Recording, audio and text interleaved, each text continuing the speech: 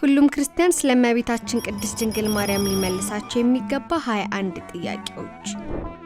ህዳር 21 ቀን የሚከበረው ታላቅ ታሪካዊ በዓል ምንድነው? የጌታችን ልደት፣ ጽላተ ሙሴ ወደ ኢትዮጵያ የገባችበትና ያረፈችበት፣ የቅድስት ድንግል ማርያም ዕረፍት፣ የእመቤታችን ስደት። ጽላተ ሙሴ ወደ ኢትዮጵያ የገባችበትና ያረፈችበት። ህዳር 21 ቀን ማርያም ጽዮን እየተባለ የሚከበረው ቀደምት የኢትዮጵያ አባቶች ታቦተ ጽዮንን ወይም የሙሴን ጽላት ከኢየሩሳሌም አምጥተው በክብር ወደ ኢትዮጵያ ያስገቡበት ዕለት በማሰብ ነው። በተጨማሪም በኢትዮጵያ የመጀመሪያዋ ቤተክርስቲያን የታነጸበት ዕለትም ነው። ታቦተ ጽዮን ከኢየሩሳሌም ወደ ኢትዮጵያ በመጣች ጊዜ የነበረው ንጉስ ማን ነበር? ቀዳማዊ ምኒልክ፣ አጼ ቴዎድሮስ፣ አጼ ካሌብ፣ አብርሃ ወአጽብሃ። ቀዳማዊ ምኒልክ በክብረ ነገሥት ታሪክ መሰረት የንግስተ ሳባና የንጉስ ሰለሞን ልጅ የሆኑት ቀዳማዊ ምኒልክ ወደ አባታቸው ንጉስ ሰለሞን ሄደው ሲመለሱ ታቦተ ጽዮንን ይዘው ወደ ኢትዮጵያ መጥተዋል። ይህ ታላቅ ክስተት የተፈጸመው በእሳቸው ዘመነ መንግስት ነው። በብሉይ ኪዳን የነበረችው ታቦተ ጽዮን ወይም የቃል ኪዳኑ ጽላት በሐዲስ ኪዳን የማን ምሳሌ ናት? የመላእክት፣ የቅዱሳን ሰማዕታት፣ የእመቤታችን ቅድስት ድንግል ማርያም፣ የቤተ መቅደስ። የእመቤታችን ቅድስት ድንግል ማርያም በብሉይ ኪዳን ታቦቷ በውስጧ 10ቱ ቃላትን ወይም የእግዚአብሔር ቃል እንደያዘች ሁሉ እመቤታችን ቅድስት ድንግል ማርያምም አካላዊ ቃልን ወይም ኢየሱስ ክርስቶስን በማህፀኗ ስለተሸከመች ታቦተ ጽዮን የእመቤታችን ምሳሌ ናት። ለዚህም ነው ህዳር 21 የታቦተ ጽዮን በዓል ከእመቤታችን ጋር ተያይዞ የሚከበረው። ህዳር ጽዮን በልዩ ድምቀትና በታላቅ መንፈሳዊ ስነ ስርዓት የሚከበረው በየትኛው ታሪካዊ የኢትዮጵያ ከተማ ነው? ላሊበላ፣ አክሱም፣ ጎንደር፣ ደብረ ዳሞ። አክሱም። ምንም እንኳን በዓሉ በመላው ኢትዮጵያ የሚከበር ቢሆንም ታቦተ ጽዮን ወይም የሙሴ ጽላት በአካል የምትገኝበትና ጥንታዊቷ ቤተክርስቲያን ባለችበት በአክሱም ጽዮን በዓሉ በልዩ ሁኔታና በታላቅ ድምቀት ይከበራል። በአክሱም የሚገኘው የጽዮን ማርያም ቤተክርስቲያን ካለው ቀደምትነትና ክብር አንጻር ምን ተብሎ ይጠራል? መንበረ ጸባዖት፣ ርዕሰ አድባራት፣ ደብረ ፀሐይ፣ ሐመረ ኖህ። ርዕሰ አድባራት በአክሱም የሚገኘው የጽዮን ማርያም ቤተክርስቲያን ሙሉ ስሙ ርዕሰ አድባራት ወገዳማት አክሱም ጽዮን ይባላል። ትርጉሙም የደብሮች ወይም የተራሮችና የገዳማት ሁሉ ራስ አለቃ ማለት ነው። ይህም የተሰጠው ታቦተ ጽዮን ስላለችበትና የክርስትና እምነት በይፋ ቀድሞ የተሰበከበት ቦታ ስለሆነ ነው። በአክሱም ጽዮን ቅጥር ግቢ ውስጥ ከሚገኘው የቅዱስ ጽላት ማደሪያ ውስጥ ገብቶ ታቦተ ጽዮንን የማየት ፈቃድ ያለው ብቸኛ ሰው ማን ነው? የኢትዮጵያ ፓትርያርክ፣ የአክሱም ከተማ አስተዳደር፣ አቃቤ ሕግ ወይም ጠባቂው መነኩሴ፣ ማንኛውም ምዕመን። አቃቤ ሕግ ወይም ጠባቂው መነኩሴ ሙሴ ከእግዚአብሔር የተቀበላት ዋናዋ ታቦት በክብር የምትቀመጥበት ቦታ የሚገባውና እሷን የሚያገለግለው እድሜ ልኩን በዚያ እንዲኖር የተመረጠው የታቦቱ ጠባቂ ብቻ ነው። ሌላው ማንም ሰው ወይም ፓትርያርኩም ቢሆኑ አይገቡም። ሰው እናታችን ጽዮን ይላል፣ በውስጧም ሰው ተወለደ በማለት ስለ እመቤታችን የተነበየው ነቢይ ማን ነው? ነቢዩ ኢሳይያስ፣ ንጉስ ዳዊት፣ ንጉስ ሰለሞን፣ ነቢዩ ኤርሚያስ። ንጉስ ዳዊት። ይህ ቃል የሚገኘው በመዝሙረ ዳዊት መዝሙር 86 ቁጥር 5 ላይ ነው። በሚስጥር ሲተረጎም ጽዮን የተባለች እመቤታችን የሁላችን እናት መሆኗንና ሰው ተወለደባት ሲልም አምላክ ሰው ሆኖ ከእርሷ መወለዱን የሚያመለክት ትንቢት ነው።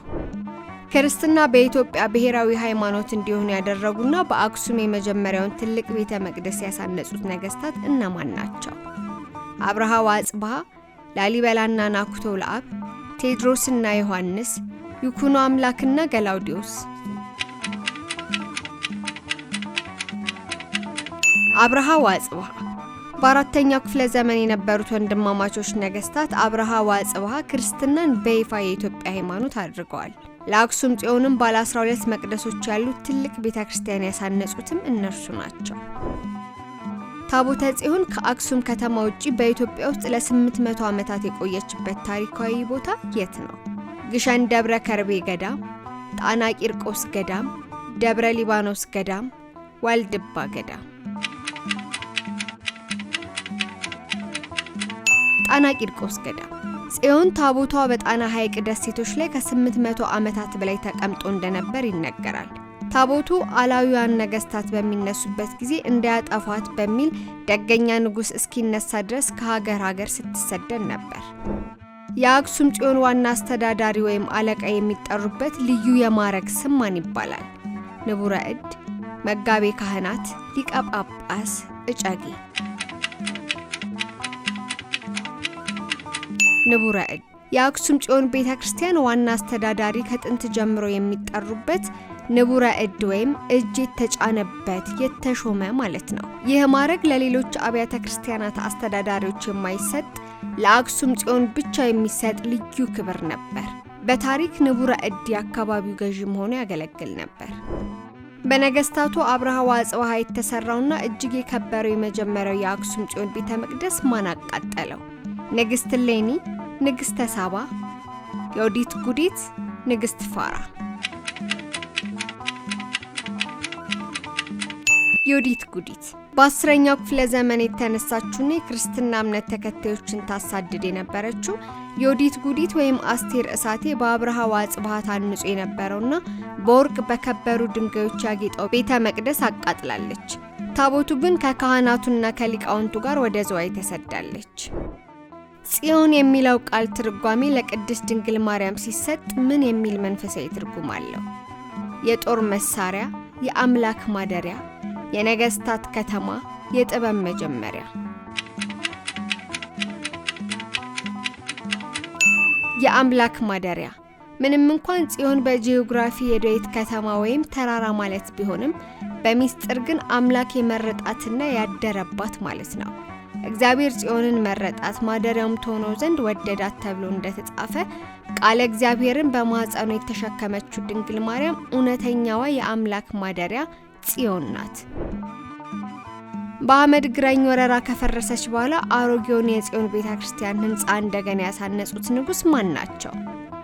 አጼ ፋሲለደስ፣ አጼ ገላውዲዮስ፣ አጼ ሚኒሊክ፣ አጼ ዘርዓ ያዕቆብ። አጼ ፋሲለደስ በ16ኛው መቶ ክፍለ ዘመን ግራኝ አህመድ የአክሱምን ቤተክርስቲያን ካፈረሰ በኋላ በ17ኛው ክፍለ ዘመን የነበሩት የጎንደሩ ንጉስ አጼ ፋሲለደስ አሁን ያለውን ጥንታዊ ህንጻ ሰርተዋል። ይህ ህንጻ ሴቶች መግባት የማይፈቀድበት ወንዶች ብቻ የሚገቡበት ክፍል ያለው ነው። ቀዳማዊ ሚኒሊክ ታቦተ ጽዮንን ይዘው ወደ ኢትዮጵያ ሲመጡ አብሮ የመጣውና የታላቁ ካህን የሳዶቅ ልጅ የነበረው ካህን ማን ይባላል? አዛሪያስ፣ አብያታር፣ ፊንሃስ፣ ዘካርያስ። አዛሪያስ ቀዳማዊ ሚኒሊክ ከእስራኤል ሲመለሱ ከ12ቱ ነገደ እስራኤል የተውጣጡ የበኩር ልጆች አብረው መጥተዋል። ታቦቷን በመንከባከብና መስዋዕቱን በማቅረብ የመጣው ሊቀ ካህናት ደግሞ አዛሪያስ ይባላል። አሁን ያለው ግዙፉ ወይም ዘመናዊ የጽዮን ቤተክርስቲያን ያሳነጹት ማን ናቸው? ንግስት ዘውዲቱ፣ ቀዳማዊ ኃይለ ሥላሴ፣ አጼ ዮሐንስ አራተኛ፣ ራስ መኮንን። ቀዳማዊ ኃይለ ሥላሴ አሁን አገልግሎት የሚሰጠው ትልቁና ጉልላት ያለው ዘመናዊ ቤተክርስቲያን የተገነባው በቀዳማዊ ኃይለ ሥላሴ ዘመነ መንግስት በ1957 ዓ.ም ነው። የቤተክርስቲያን የተሰራው የአጼ ፋሲለደስ ቤተክርስቲያን ለምዕመናን በመጥበቡና ሴቶች የሚገቡበት ቦታ በማስፈለጉ ነው። በኦርቶዶክስ ተዋሕዶ ትምህርት መሰረት እግዚአብሔር ለሙሴ በሰጠው በሁለቱ ጽላቶች ላይ ምንና ምን ተጽፎ ነበር? በግራና በቀኝ 5 ሕግጋት፣ ጠቅላላ 10ቱ ቃላተ ሕግ፣ የብሉይና የሐዲስ ኪዳን መጻሕፍት ዝርዝር፣ የእስራኤል ነገስታት ታሪክ፣ የዓለም ካርታ። በግራና በቀኝ 5 ሕግጋት፣ ጠቅላላ 10ቱ ቃላተ ሕግ። ታቦተ ጽዮን ወይም ጽላት ዘሙሴ በውስጧ የያዘችው እግዚአብሔር በጣቱ የጻፋቸውን 10ቱን ትእዛዛት ነው። እነዚህም 10ቱ ቃላት ተብለው ይጠራሉ። ለምሳሌ ከኔ በቀር ሌሎች አማልክት አይሆንልህ፣ እናትና አባትን አክብር ወዘተ የሚሉ ናቸው። በአክሱምና በአካባቢው የሚኖሩ ምዕመናን ለእመቤታችን ለጽዮን ማርያም ያላቸውን ፍቅር ለመግለጽ የሚጠሩበት ልዩ የቁልምጫ ወይም የፍቅር ስም ማን ነው? እትዬ፣ ማንዬ፣ እማሆይ፣ ጋሽዬ። ማንዬ የአክሱም ተወላጆችና ነዋሪዎች ጽዮን ማርያምን እንደ ሩቅ ሳይሆን እንደ ቤተሰብና እንደ እናት አቅርበው ማንዬ ማርያም የኔ ወይም የኔ እናት እንደማለት ነው ብለው በታላቅ ፍቅር ይጠሯታል። ይህ ስም በዚያ አካባቢ በጣም ታዋቂ ነው።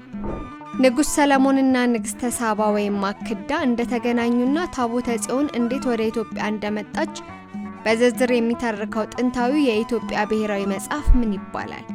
መጽሐፈ ሄኖክ፣ ክብረ ነገሥት፣ ፍካሬ ኢየሱስ፣ ገድለ ተክለ ሃይማኖት።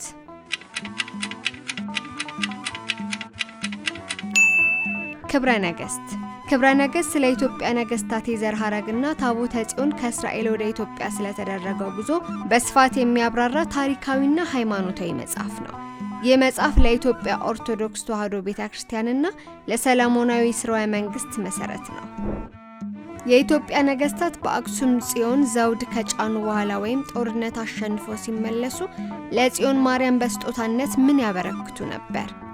የጦር መሳሪያቸውን፣ የለበሱትን ካባ፣ የራሳቸውን የወርቅ ዘውድ፣ የፈረስ ኮርቻ። የራሳቸውን የወርቅ ዘውድ አብዛኞቹ የኢትዮጵያ ነገሥታት ስልጣናቸው ከእግዚአብሔር እንደሆነ ለማመስከርና ለጽዮን ማርያም ያላቸውን ክብር ለመግለጽ ዘውዳቸውን ለቤተ ክርስቲያን ይሰጡ ነበር።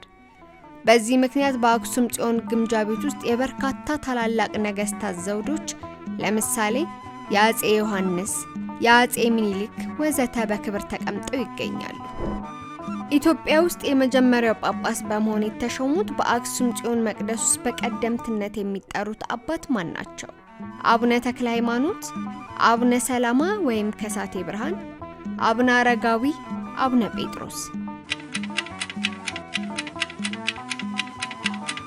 ፍርሚናጦስ ወይም አባ ሰላማ በአራተኛው መቶ ክፍለ ዘመን ለአክሱም ቤተ መንግስት ቅርብ በመሆን ክርስትና የሰበኩ በኋላም ወደ ግብጽ ሄደው በቅዱስ አትናቴዎስ አንብሮተ እድ የመጀመሪያ ኢትዮጵያ ጳጳስ ሆነው የተሾሙት አባት ናቸው።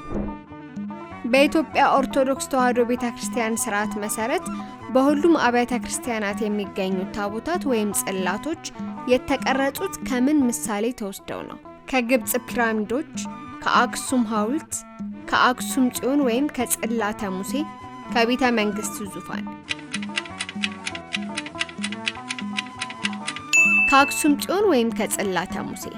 በዓለም ላይ ኢትዮጵያ ታቦት ቀርጻ ቤተ ክርስቲያን የምትጠቀመው እውነተኛዋ ታቦተ ጽዮን በሀገሪቱ ስላለች ነው።